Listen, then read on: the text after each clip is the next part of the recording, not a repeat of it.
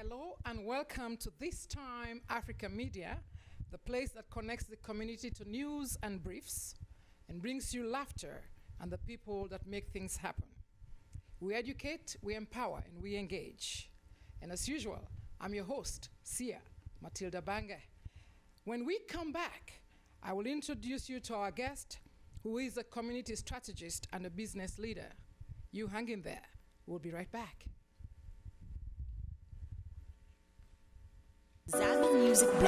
Criterion music. Team Proverb. 97. Girl, you know my heart just wants you to believe in what I can do for you. Baby, let me be the into your heart as a keeper. Care when you're he'll be your healer. Twin for your soul like a mirror. Fly kicks in your won't be a ninja. To the show. This is This Time Africa Media, and today I have with me a very wonderful, good gentleman, Kweku Amoako. Welcome to the show, Quakes. Thank you. Can I call you Quakes? Yes, you can. That's what everybody calls you. So. Yes. Well, we are on tea for two today, and I hope you like your tea. I'm loving it. That's This Time Africa tea. All right, so Kweku, for those of you who have not met him, don't know him, have not heard, which I'll be surprised, is associated with Drum Pulse Entertainment. You are the director, strategic planning, program director, a business analyst. In fact, one of your friends describes you as, so let you know I do a lot of research, one of your friends describes you as a man of integrity and morale. Oh, wow. Thank you. But we meet you as the Washington, D.C. entertainment mogul, Afropolitan Cities. Yes. So welcome again. Thank you so much. How many years has Afropolitan been? Afropolitan Cities? Afropolitan is going to be 7 years. Oh. In summertime, so about 6.5 now. Okay. Yes. Wow. Tell me a little bit story about the background. Where are you at with Afropolitan Cities? So Afropolitan Cities, like you said, started because, I felt like Africa needed a much stronger representation in the diaspora. There's a lot of potential. There's a lot of intellectual capital, social capital in the diaspora that we are not taking advantage of. And I felt like we needed to come together, create a network that we can then leverage to support a lot of projects and initiatives in the diaspora and on the continent. So currently we are arguably the largest diaspora organization with over 100,000 members. Members, yes. And our key activity is the Afropolitan Cities, which is a large cultural mixer that combines networking, cultural showcase, business spotlight, and dance all in a 5-hour experience. And we do this across 9 different cities now. We just launched in Ghana. Oh, I was about to say 9. Yes. I think the last time I spoke to you, we were like, what? It was 8. It was 8. So okay. we added one more city. And those cities are? These cities are Washington, D.C., New York, L.A., ATL, Houston, Philadelphia, Baltimore, Miami, and now Ghana. Oh. See, I was just trying to test you to see if you remember all the yes. because I did do a background about that. Okay. Wow, congratulations. Thank you so much. And guess, you know what? You're on BBC World News. Yes. How about that? Tell me a little. BBC World News. I received a call from BBC. They had heard about Afropolitan, and they wanted to know what Afropolitan is all about, and I was more than happy to feature on their program. So that's how it all happened. Man, I think that's one of your big bangs so far, because I'm just saying BBC World News for us, especially coming from Africa, for us is a big bang. Yes, and I don't want you to... you want to be humble, but it's a big bang. Oh, I appreciate that. I know that because on the next day I got a lot of calls from my friends. Like, I just saw you on BBC. I was like, yeah, I was there. I am so proud of you. Thank you so much. So what other big bang would you say happened for you in 2019? Because the last time I spoke to you, you said every year you count on something. So what would you say it was for? So, like you said, last year we were trying to figure out how to really diversify the experiences that we bring to the diaspora, right? And so one of the things we successfully did was we added, if you're looking at it as an event portfolio, because mostly what we do is event, we're able to add onto our event portfolio a lot of professional programming, which is diaspora panel sessions. We did a lot of major festivals last year that we launched. We're able to grow our network by another 10,000, another 10,000 people. Wow. And of course, we launched in Accra. So those were all major milestones for us. And launching at Accra, tell me a little bit. Yeah. How was it received? I mean, like, it's like I already know, but just like, wow. Yeah, we're finally home. Yeah, exactly. Right. Which is always the plan. First of all, last year was the year of return. Yes, it was. So, so there was a big hype around the year of return. A lot of people in the diaspora were going to go visit Ghana, as part of the year of return, activities. Yeah. And so it was a perfect opportunity for us. Obviously, we didn't plan it that way, but it coincided with the year of return. And so, given that we already have a strong presence in the diaspora, correct, we were able to, pull a lot of people to the event in Accra, and it was a great success. So, we're going to do it again this year. Oh, I see. Yeah. Well, I guess before you go there, we'll talk a little bit more, have a show, and let people know when it's going to happen. Exactly. So, Quakes, Afropolitan Cities looks at opportunities, social and business opportunities. Yes. And I would like for us to deliberate on that a little bit so that we give people an insight that it's not just meeting and dancing, right, cultural cross, right, but what is it about the social and the business opportunities? So, the whole idea is, how do we harness the social capital in the diaspora for, various projects and initiatives, right? How do we really harness the human capital in the diaspora for different opportunities? And so we do it in two ways. One is we first create a network through our events. Okay. And beyond the network, we also do a lot of programming, like we did the Georgetown Africa Business Conference. They actually just did it again on Friday. Oh, okay. Yeah, this weekend. And we support a lot of businesses in the diaspora as well. So when you come to Afropolitan, you're actually not going to just see people dancing and having fun. You're actually going to see a lot of businesses setting up. We provide a lot of exposure to a lot of businesses that otherwise will never be noticed, right?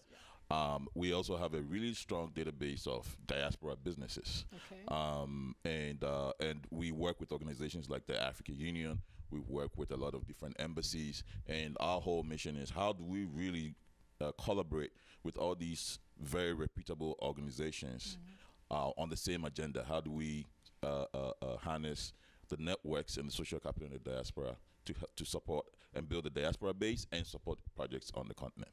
That's really what it's about. So the events is a really easy way to create the network. It's really how we bring people into the network. And beyond that, we engage them in other ways. And I also heard that you have had not just businesses come out of those meetings, yes, but you've even had like social, like marriages. Oh, yeah. Yes. Let's talk about that. Yes. It's a good without you advertising it as, meet a single club, whatever, but exactly, you meet people and things happen. Exactly. And that happens by default, right? Yeah. I mean, it's that, it always, the theory behind Afropolitan was that when you bring people together in a social setting, yes, and sort of foster an environment that allows or encourages people to network, by default, people are going to grow their professional networks, but not only that, people are also going to grow their social networks. And we just bring the people and we let them do what they do. So marriages come out of it. That's good. Business partnerships come out of it. That's great. And that's what we're looking for. So we're always excited about that. I am so excited. Yeah, and it's funny how it comes full circle, because they then call us to play at the weddings and be a part of it. So it's amazing. Yeah. You must have godfathered a lot of weddings. Oh, yeah. So what is it that Afropolitan Cities would like to revolutionize? Because when you look back at the history, most times when something new, I want to say new, emerges, there's something that the visionaire has thought about. Right. to kind of revolutionize or up it up a little bit? What is it? You know, that's a great question. The idea is that the diaspora can contribute and be a part of development and growth. Okay. And also, a lot of the times you hear you hear people say the diaspora is the secret to Africa's development. Yet, it hasn't happened. Yes. At least in a major, meaningful way. Yeah. And so, what we're doing is being the vehicle that makes that happen. Okay. Right? We want to say, you know, in order for us to realize that vision of the diaspora being the secret to Africa's development, we have to organize. Yes. We have to come together, and we have to start programs and initiatives that really enable that to happen. So the vision is really for us to get to the point where the diaspora is really contributing in a major way to Africa's development. That is great. Yeah. That is definitely great. And so I would say, have you seen the signs of that being accomplished? Yes. I'm a strong advocate of businesses, right? Not to undermine the government, but I think the private sector has a really huge part to play in development efforts. So I think that, number one, you know, I almost envisioned it as if the diaspora can really establish our economic base, which is how can people in the diaspora start initiatives and businesses that can then support businesses back home. Back home, yes. Right. So through the network, what we do is we foster that environment to happen. Yes. And we also make sure that we're doing it so that the partnerships that are happening are cross-cultural. Not just Nigerians meeting Nigerians starting businesses, That's right. but Nigerians meeting, you know, South Africans, Sierra Leoneans meeting Ghanaians, Exactly. and, you know, Zambians meeting Kenyan people. Yeah. So cross-border, cross-cultural partnerships that can really also foster, you know, Africa trade. Trade, yeah. And all of that. So as far as that happening, we've seen a lot of examples of that at Afropolitan. People that have met at Afropolitan that, you know, became friends and then became business partners. We have agro businesses that have come out of it through those partnerships. We have a lot of people that have started some financial organizations through coming to Afropolitan. And so you know, I can go on and on about you know, the results that, you know, have come out of just the Afropolitan network. But I am so happy to hear that, because I think there was a time we had a conversation and I said, so sometimes people leave the diaspora by themselves and go to Africa, for instance, to contest elections for one thing or the other, and they don't have a base. They don't have a base. Right. So I see Afropolitan Cities as a base, not just politically, but at least you go there and you have a network of people. Right. So if anything happens, you want to come back, hey, you have a base that you can come back to. You can be there and say, okay, my term, four-year term is over. I want to come back to the U.S. and get a job. Exactly. Which is, I think it's a long-term thing to think about, because some people leave here and go after 4 times, they don't know what to do. Right. Right? So if we have Afropolitan Cities, the network, and all of that, we can safely say, you know what, I'll come back to the U.S. and something will happen. Exactly. All right. So that's very good. Would you describe yourself as somebody who is curious? Forever curious, yes. Definitely, you know, that's the only way. I'm extremely curious about a lot of different things. I don't know it all. I have to be curious. I have to be curious. I don't know it all, says Kweku Amoako, who is the entertainment mogul here in Washington, D.C. and all over. And now we bounce to Africa. We'll be right back. We're taking a short break.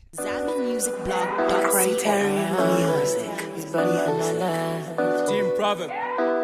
97. Girl, you know my heart just wants you to believe in what I can do for you. Baby, let me be the king to your heart as a keeper. Care when you heal, be your healer. Twin for your soul like a mirror. Fly kicks in your wall, be a ninja. Well, welcome back to the show. I have with me here the entertainment mogul, Kweku Amoako, and today we are talking about this and that, but T for two.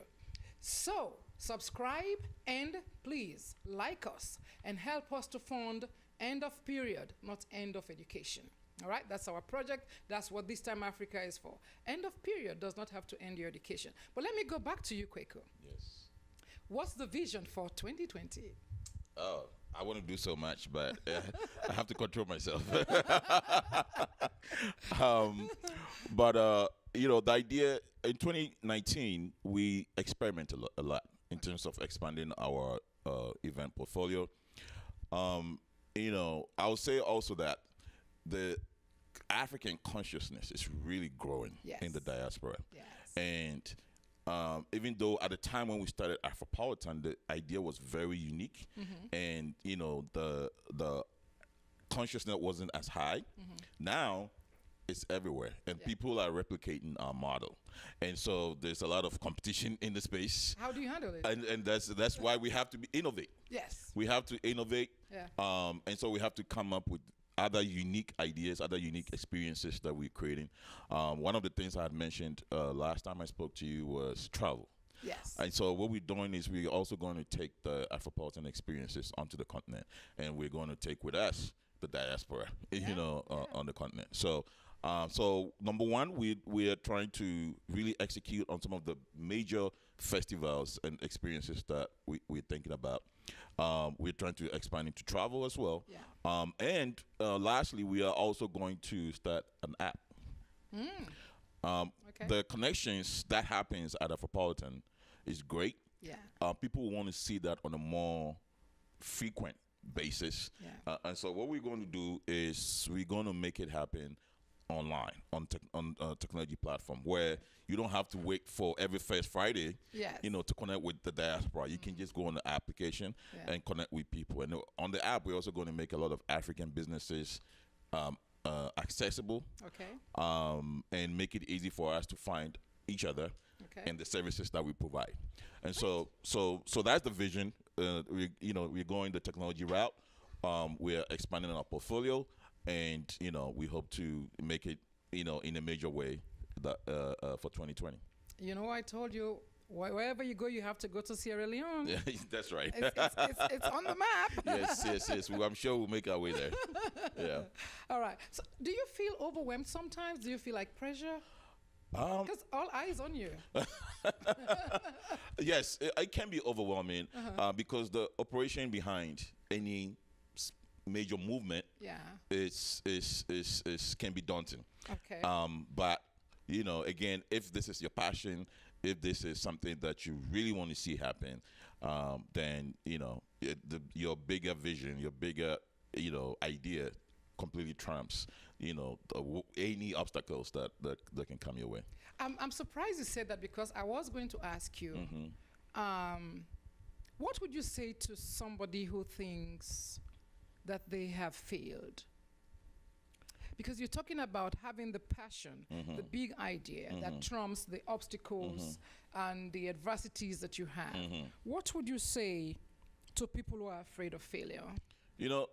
They say there's no such thing as failure. There's only lessons learned. That's right. I love that. Say that again. There's no such thing as failure. There are only lessons learned on the journey. So we fall down and we get up. Yeah. Right. All right, go ahead. Yeah. So, it's going to get challenging. Anything that you're doing that is significant on this earth, you're going to get a backlash. You're going to get significant obstacles on the way.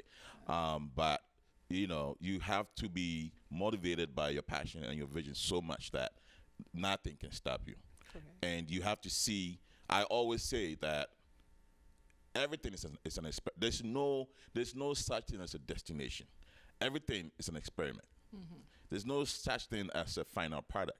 Even products are experiments, right? Because you create something, you sometimes underestimate how much assumptions you create things with. Yeah. And so when you put it out there in the community, you get a response. Yes. Sometimes they like it. Yeah. Sometimes they don't like it. Now, when they say they don't like it, it doesn't mean you're a failure. Yeah, it means that they're telling you that this is how you need to improve it. To tweak it or improve it, yes. And so if you are open-minded enough to respond very positively to that response, you can see that you can make an adjustment and really be in sync with the pulse of the community, with the pulse of your base. Yes. And if you can adjust and be open-minded and roll with that, you see that you are almost always going to be successful along the way. And you learn and do something bigger with it. Continue to move on, yeah. So are there people that keep Kweku grounded, or is it Kweku? How does Kweku overcome those challenges? Well, you're asking some good questions today. I'm a journalist, Kweku. Yes, number one, I just told you I came from church, so Okay. you have to be grounded in your faith. There has to be something much bigger than you that you believe in, and that really becomes your moral compass. And then you also have to always surround yourself with smarter people, with people that are as principled, the same vision, and always challenge you, not only from execution standpoint, but also from a moral standpoint, right? You have to have friends that say what you're doing is wrong. Yeah. You can't think about it that way, Quakes, and and they get you to think about what you're doing and reassess it, and always present your best. So That's very good. That's very good. I have to come back to asking you questions about you and other things, but I just thought about this. The year of the return was last year. what's last year? So what's this year? They call it Beyond the Return. Okay, because I've read about it and heard about it. Right. So beyond the return, are we looking at building? And if we're looking at building, what do we want to build? Right. So first of all, let me say this: the year of return was an amazing and extremely successful campaign. Yes. Ghana was able to attract about 1 million visitors in 2019. Wow. And estimated that the economy was boosted. There was a boost in the economy by about $2 billion because of the year of return. Wow. So that's a major. That's a major. That's a major deal. Empowerment Exactly right. Yeah. And for me, that is just an example of what the opportunity that lies ahead when people of African descent come together. Yes. Right. Yeah. There's a lot of African Americans that travel to Ghana to obviously discover their roots and reconnect with their roots and all that. And while they're there, they're going to visit various destinations and experience, and all that. And through that, the byproduct of that was economic boost. Yes. Right. And so kudos to the Ghana government for that initiative. Right. But coming back to your question, you said what was the year after Beyond? What the Beyond the right? What was the okay? So 2020 is Beyond the Return. Beyond the Return. And Ghana government said, we had all these people coming to Ghana. This year they used 2019 to attract people to Ghana. Yeah. So now they're saying that how can we, convert that opportunity into real economic development? Okay. How can we now attract people to not only visit Ghana, but also to build in Ghana? Yes. Right? To create businesses, to partner with different organizations, to attract investors, to attract continuity, exactly, of the event. Of the event, bringing expertise to build stuff. Yes. Right? So it's a really, really smart strategy for economic development. Okay. There's a lot of expertise out there. There's a lot of unused capital out there. How do we bring all of that to Ghana, which is much needed in all parts of Africa? Yes. And the year of return was the way they did. So beyond the return, let's all go start businesses in Ghana. Do you still have some land there I can buy? I'm sure Ghana government can. Africa, we can always create things where we want to make it happen. Yes. We can always find it. But that's very great. I just wanted our viewers to also hear that, because we know we all heard about the year of the return. Right. So now we've returned. We have done our network. So what next? Right. Exactly. So that's what I wanted to say. Yeah. So what would you ascribe your success to? First of all, I don't know if I'm successful yet. I think you are. If anybody that can make a difference, so this is what I say. Okay. Anybody that can make a difference in the lives of one or two more people. Right. And you can go back, sit on the chair and relax. I think that's success for me. Right. It's not just finance. Okay. So. Okay. Well, that's fair. That's fair. Okay. That I can answer. Okay, go ahead. No, absolutely. If you think about it, I think it's really identifying the ability to identify a major problem in a community, Yeah. and not only having the balls to to challenge it, but also being a solution to it, Yes. right? And sacrificing Yes. everything. A lot of people say, another version of your question. A lot of people ask me, where do you get your confidence? And I say, it's about I'm willing to sacrifice or make the necessary sacrifices to see the needed results that can make a difference or bring about change in the diaspora and in Africa. So I think that I guess my success comes from the same thing, right? My willingness to make those sacrifices. Your willingness to make sacrifices. Yeah. That's very good. So what do you do for fun? Oh. I know that, I saw you on the thing. Right. Yeah. I mean, the other day I walked in there, I was like, ooh, I gotta Okay, you got it asked too. But so, other than, what do you do for Yeah. fun when I Kweku mean- is by himself, when we're not all around you in there? You don't want to know all of it, but no, I really love sports. Like I said, I play basketball almost every time I get. Oh, that's I good. play soccer. I used to be part of a lot of soccer, what do you call it, leagues in the DMV, but I don't have time for that anymore. So I play whenever I can. I read a lot. I try to read as much, and I like to eat and hang out with friends. Oh, you like to so eat? yeah, Okay, and hang that's out. I love hanging out with friends. Oh, talking Yeah. about it, I have to get you on this one, on the jollof gist. Oh, okay. I have to get you on the jollof gist. Tell Okay. people what the jollof gist is, because I know that Sierra Leone makes the best jollof rice. But go ahead. Don't get me started. You know Don't what? get me started on your program. We are going to shut down this time Africa just for that comment. Next time I'll cook and people will try my jollof. Okay, well, I guess I have to come with a Ghana jollof here too. No, but so we did a jollof competition. One of the big festivals I was talking about. Yes. Last in 2019, and it was very successful. The idea is that in order to we want to introduce African culture or popular African culture to the world. We want the world to really understand what Africa has to offer. Yes. And one of the things that we can boast about is our food culturally. That's right. And so What goes- jollof is a mystery, in a sense, because this is one of the only food items that you can find across Yes. different parts of Africa. At least 6 African countries Yes. all have the same dish. And so and it becomes a thing of bragging, Yeah. where everybody wants to know who has the best has the jollof. best. And so if you think about it, it's the best idea for an event, because people naturally just gravitate to supporting their countries and making a big hype for it. And so when they come to the event, it's always a fun I experience. can now see why you're so curious. So do you believe in luck, chance, divine, hard work? What would you say?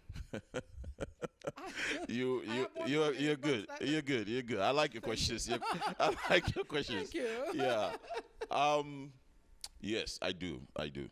My friends always tell me I'm a little superstitious, but that's conversation for another time. But yeah, I think that luck is a byproduct of. They say luck is a byproduct of design, Okay. right? I think in the grand scheme of things, people get lucky, but I think the real luck comes from your strong passion, your strong desire for something, Yeah. having some minimum preparation, and God putting opportunities along the way for you. And so it is the byproduct of design. Of design Yeah. and of divine. I want to Exactly. say divine intervention. I Divine believe in it. intervention. Yes, I really yes, believe in yes, it. I do. So I know we are almost out of time, but I have this one question that I would like you to look in the camera Okay. and talk to somebody who is listening. Okay. What is one rule that Kweku lives by? Let me think about that one. Think about it.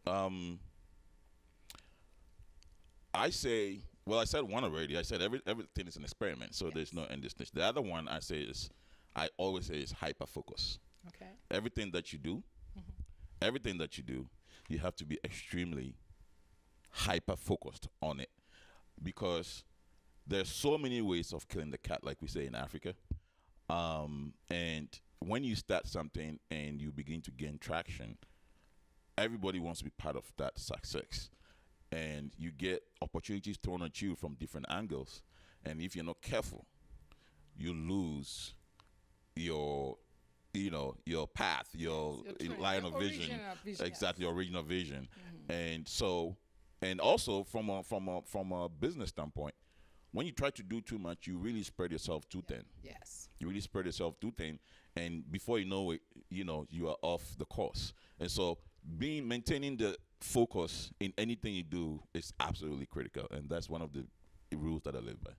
That's the rule that Kweku Amoako, who is the entertainment mogul in Washington, D.C. and other 8 cities as well as including Africa, that's the rule that he lives by. Be focused on what you are doing. This is how we bring the curtain down today. It's been very good to have you. Always again. a pleasure to talk to you.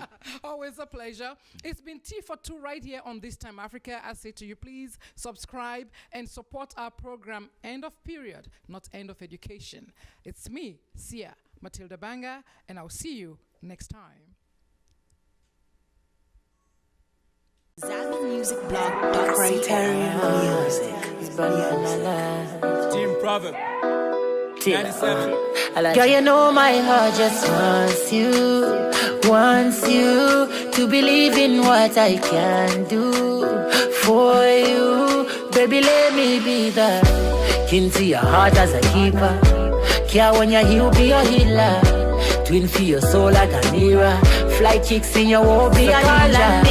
Call on me, girl. If you're looking for some bad man love, you better call on me, girl. Just call on me, call on me. If you're looking for some good love, you better